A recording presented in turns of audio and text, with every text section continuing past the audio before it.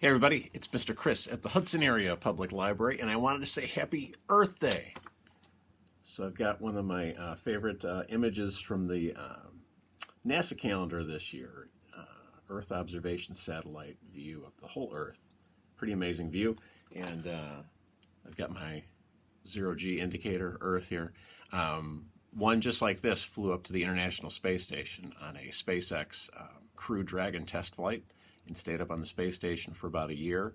And then the Demo 2 mission, the first two astronauts to fly the SpaceX, collected the Earth stuffy here and brought him back to Earth. So a lot of space missions have what they call a zero-G indicator. They'll have a small stuffed animal. I've got some of the other ones that were on recent crewed missions. So Tremor the dinosaur, and then a baby Yoda was on the last crew flight, and there's a crew flight coming up early tomorrow morning.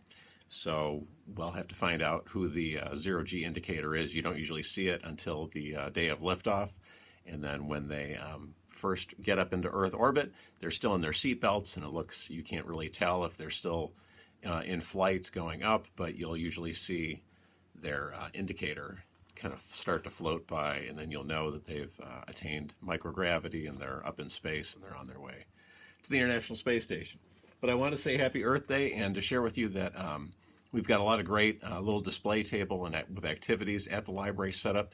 If you go into the children's area back by where the kind of play theater, puppet theater stage that we used to have set up in that area, there's a big table, and it has some Earth Day posters and coloring sheets and some citizen science activities that you're welcome to grab. All the citizen science activities are free. Some of them involve like downloading a free app.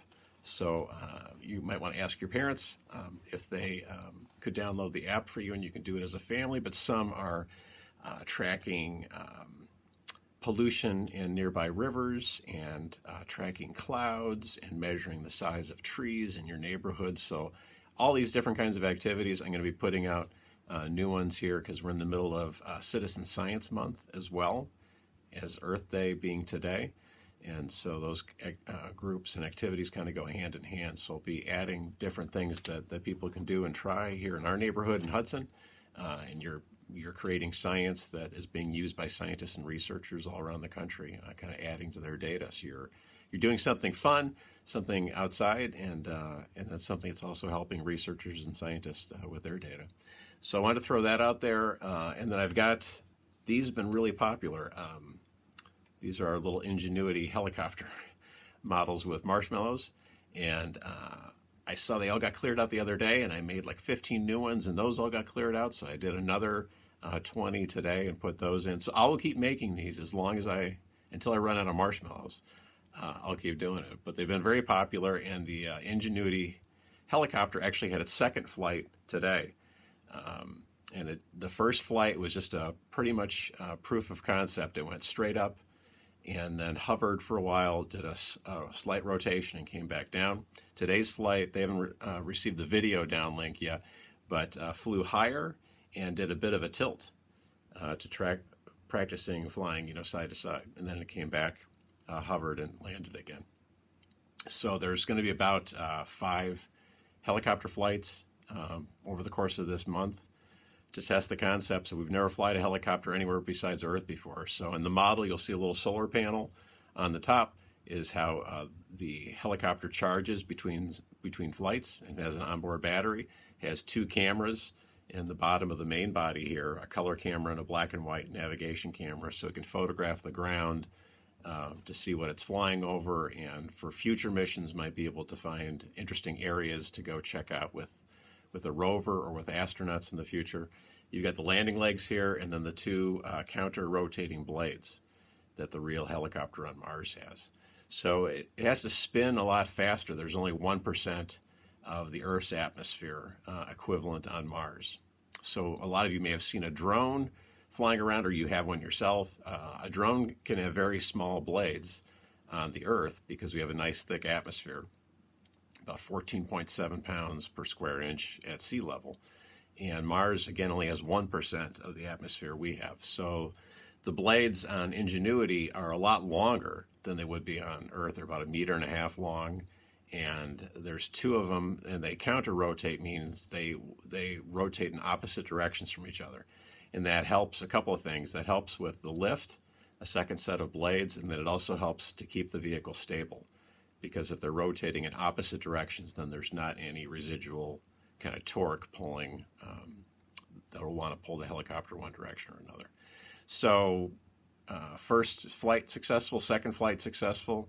There's about 3 more scheduled, and I'll keep those kits coming as long as I can keep putting them together because they've been so popular. So this is what the kit looks like.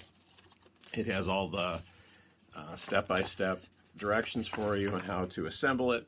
It comes with 2 sets of rotors, so if you accidentally make a cut accident with it, you've got a second set to do.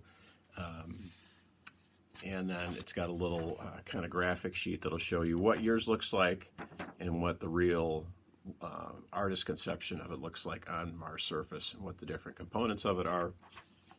And a very fun, very popular activity, so I'm glad everybody is enjoying that. I hope you can come down and check out the Earth Day activities. And then again, we'll be celebrating Earth Day is officially today, and we'll be celebrating it all week. And then those, as I mentioned before, those citizen science activities, we'll keep putting out additional and new activities, and hopefully you can try those out. And we'd love your coloring sheets if you get to grab any of those Earth Day coloring sheets. If you'd like to drop them back off at the library, we'd love to hang them up and display them around our building so everybody can see your wonderful art. So that'd be great if you want to bring those back in. And I think that's about all I got for right now. We'll keep rolling out our take and make. We have our art kits and our STEAM kits that we'll be rolling out every week. And then we're coming up on summer camps. We should have announcements coming up on our summer camp activities and performers soon. So I hope everybody's doing well, enjoying the beautiful weather out there today. And hopefully we'll be seeing you all at the library soon. So happy Earth Day, everybody. Take care.